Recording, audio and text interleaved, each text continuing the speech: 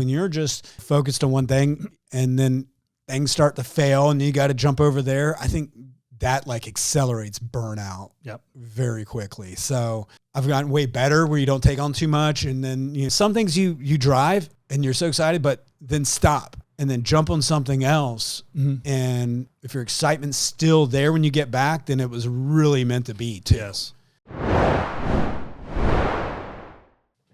Okay, we're back. I was thinking about this topic of burnout, and it's happened to all of us at some point, in some way, some form or another. And I think being in our careers long enough now, we've had that up and down happen enough that we are aware of it, and we probably at this point have a handle on how to mitigate it. So I just want to talk to you about like how do you not burn out as a CEO, and I can talk about from my perspective. Things that have helped me during times I felt burnout is when a great supportive staff. So, I mean, to, you know, carry that load. Yes. Yeah. And then I think as you get older and as you've experienced, then I think you can know when you're going to burn out and you reduce that. I think within time you can figure that out better, but some things that I do that have helped is, you know, when you build in days where you do not have meetings or you do not have anything on your calendar, and those days are imperative for you to look at your business or your role and have a day where things like aren't exactly planned. Mental pace. Correct. And then you can go back and look at things that you may have missed, because when you're just, you know, focused on one thing and then things start to fail and you got to jump over there, I think that like accelerates burnout very quickly. So I've gotten way better where you don't take on too much. And then, you know, some things you drive and you're so excited, but then stop and then jump on something else. And, you know, if your excitement's still there when you get back, then it was really meant to be too. Yes. So I think that's a couple things. I think to jump off of that excitement, motivation of the work that you're working on, my big thing is that I've realized over these years are energy. It's everything comes down to how much energy, and especially as we're getting older, you have less and less energy just naturally because you're dying. But I have less tolerancy, but it's too. For certain things. And so, you know, when you're young, you can go stay out all night and do something the next day. But now it's like I'm dead. If I take my magnesium, I'm not feeling well. Exactly. You know, you got your pill case and everything. Oh, yeah. But it's as simple as that for me. First of all, if I know that I'm exercising and eating right and I'm putting the right fuel in my body, that's the first thing, because that's going to supersede my mental state, my, you know, physical state. Yeah. But if I'm doing those things, then that's naturally going to give me the energy I need to go into the day and handle whatever task or burden that is for the day or the week. Well, that goes kind of back to taking care of yourself first, I think. And which is sort of no different than how you should look at your business, where you know, get your house in order kind of thing, get your, you know, business in order so you have a foundation to build off of. I think the physical, mental piece of it, taking care of your body, gives you the energy to then, what I've done is I say, okay, that's taken care of and I'm doing the right thing. Now, what's the burden that I'm carrying every single day that's naturally going to be there that I have to, you know, weighs on my mind? And then how can I take that off of my mind through systems and processes and, you know, thinking ahead of, you know, where my business is going and what I'm doing with my clients and all that. So that's a piece that can then take that mental load down, and the energy can then be more fully leveraged. Then it's the positive stuff. Like, I want to work on all these things that I want to do. Well, that can lead to burnout because I'll get so excited that I start to run fast. Yeah, and you're only focusing on that. And then I end up, you know, a month into that, just totally burn out. Like, physically don't want to do anything, or I'll get sick or something will happen.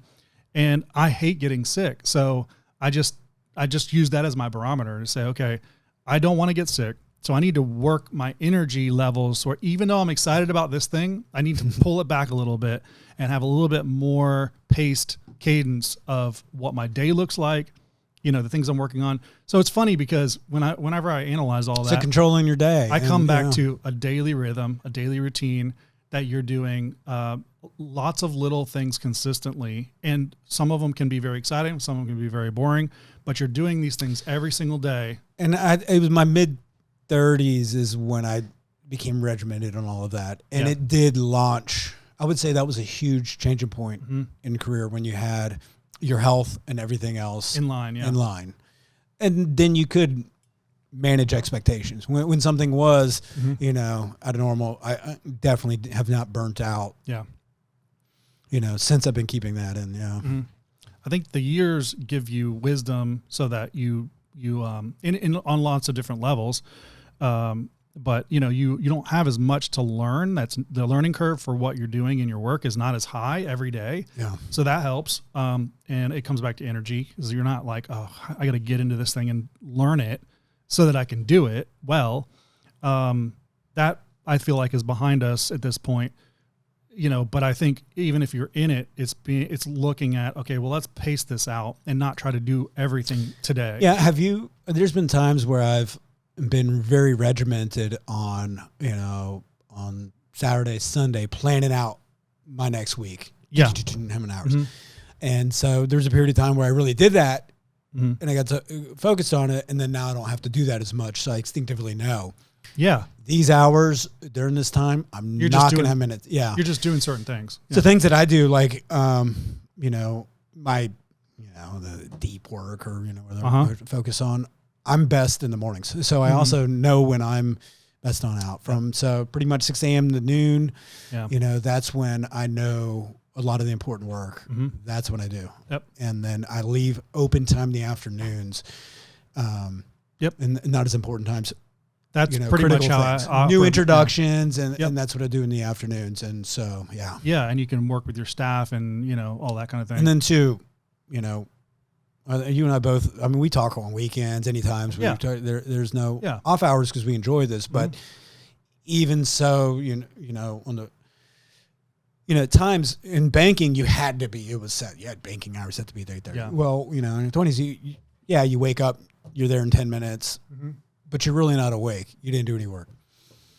That's got to change. You can't operate at the level you're at with all the responsibilities that you have both outside of work and inside of work with that mentality. So it's you can't roll out of bed and start doing something. Sleep is regimented. Yeah, go early. And even on the weekends, I'm getting up at the same time because I'm not going to affect the rest of the week. And then it's even so, this year I got the flu this year, got chest.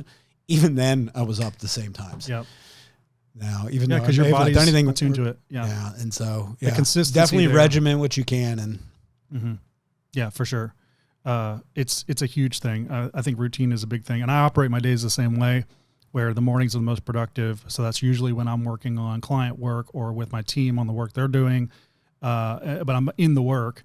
And then my afternoons is when I'll book my appointments. So I try to start, occasionally I have morning appointments, but, most of the time it's my first meetings at 1. So I can plow through my morning, have like a, 30, 45 minute break for lunch and like checking in with family, whatever, cause I work out of my house. And then 1 o'clock, meetings, usually back to back, depending on the day after that. And then as much as you can possibly build in a routine of days where you don't have anything planned. Yeah. That's the plan. The day, nothing's planned. Right. Yeah, I do that. Those days kind of naturally come, I think, for the work that I do, because I don't always have meetings. So my afternoons will be open, but usually I'll be catching up on stuff I'm behind. Yes. So my work bleeds into the afternoon, or it gives me time to do research on the things that are coming up. And I only set meetings certain days of the week too. A couple days in the afternoon. Outside of that, no, wait till next week. Yeah. And I run my own podcast. So, I've had up to 6 podcast recordings in a week and it works. Like I don't have that every week, but I'll generally have 1 to 2 a week. And it works because they're all in the same, like I only have a slot that people can book in. And if it's there, then I record. If it's not, I don't record. Perfect. But it's not like I have to go anywhere or do anything. It's like there. So all that is a system that just sort of fits in my week. It doesn't take away from anything. And once I had that in place, it's like I could do 50 podcasts or I can do one. It doesn't matter. I think that's the level that we're talking about getting to, is these fundamental or foundational systems in your life that support your natural rhythm. That's a new rhythm. Mm-hmm. Once that's there, your energy then you can leverage the energy you have now, which is less naturally as you get older, in the right ways. Yeah. And then I've made things too. And, I like to travel, of course, and I have customers all over the US, and you like to see them as much as possible. But then too, when I do travel, I don't have it change out of my normal schedules too. Mm-hmm. If I need to sleep from 9 to 9 to 5 a.m. or whatever, mm-hmm. I'm not going to book a flight at 4 a.m. so I can get there. Nope. It's sort of like, it's either going to be during working hours, tomorrow, flying out tomorrow. Yeah. It's at 11 a.m. Yeah. It's sort of like I'm keeping that schedule. So then too, when I get back, it's not going to cascade where then I'm brain dead because I've been traveling. I got in late. Yeah. And none of that. Nope. That stuff is, I think that there is something off, or you're really going to build something big. I mean, that's fine, but if you crash out, that's the whole point of all this. If you're burning out a lot, then you're doing something wrong. Like you're not being as effective as you could be, because there's so many other ways to do it. There's the sort of a hustle mentality is a thing. Like I think a lot of young people, I did when I was really young, and looked to the people like, oh, they're really hustling. Like they're getting it. Maybe they're not being as effective with they're not effective. Most of the time. Yeah. Most of the people who say hustle are the ones selling up service. The other side of this that I want to just mention is real quickly, and why I always talk about why I'm saying energy, is because I have the personal side, like everyone does, where you're in the middle of something that is, burdensome. And then your kid walks in and says, hey, I ran over the trash can and broke the taillight on the car. It's like, those little things can tip you and spin you into burnout, or into like, I'm here trying to deal with this thing that's important. And now this thing is also important, but it's just disrupted my day. That happens every day to some degree. There's a little paper cut. My daughter was sick yesterday out of nowhere. Boom, they're up. Yeah. It's like, and then the personal stuff, I think by and large, your family can get the negative wrath of, you're over here trying to do something that productive and it's a burden and it's sucking your energy. And then they present all these real problems. Yeah. They've got needs that really supersede that. These are both important. So how do you have both of those? The practical way that I have tried to, as the problems present themselves, is I think about it like a Google Chrome tab. I open a new tab, and when I look at my tabs that are going, these become in the work world or projects that are going to have an end time. My daughter got in a car accident. She was a passenger in a car and got a wreck. That becomes my problem. Yeah. Now, for the next 3 months, I know that's an open tab that I have to work through all these steps to try to make sure she's taken care of and healed, and the legal part of it, all this stuff, all the way through to the final thing. That tab can be closed. So that's so funny. I look at it like a settlement. Daughter got hit by uninsured motorist and totaled her car. Yeah, and it's like for me, if I think about it that way, I think if I have too many tabs open, my energy level is not going to be high. It's going to be drained every single day because I'm going into the day with all those tabs open.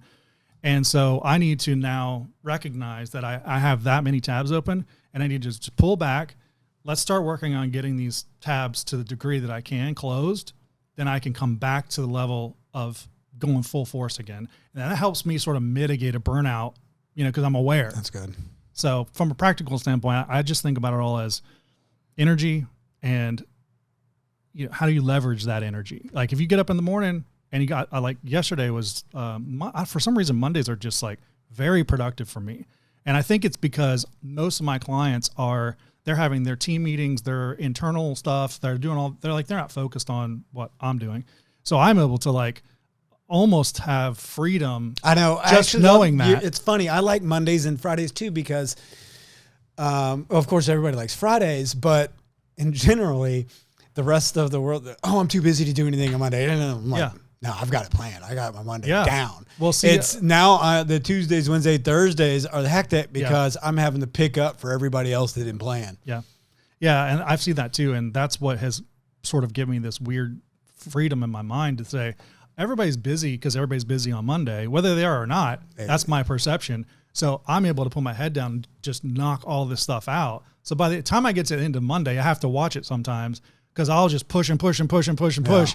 And then by Tuesday, I'm like, oh man, I killed it yesterday. Like I'm not really like feeling it today, you know?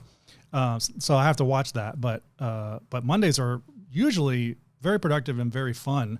Because you get in there and you start knocking all these little things out and get you really jumped off to the week. Now the week can be much more evenly paced. And so by the time I get to Friday, I feel very accomplished for the week. That's the goal. I can, tie up loose ends or whatever, and then, get myself set up for the coming week. So if I have a good restful weekend, that's when I'm most excited about Monday coming because I can go back into it. Because I love what I do. I mean, you have to. That's the beginning of it. If you don't like what you do, then you're already kind of needing to save look for and get something. out. Yeah. So cool. Awesome. On to the next one.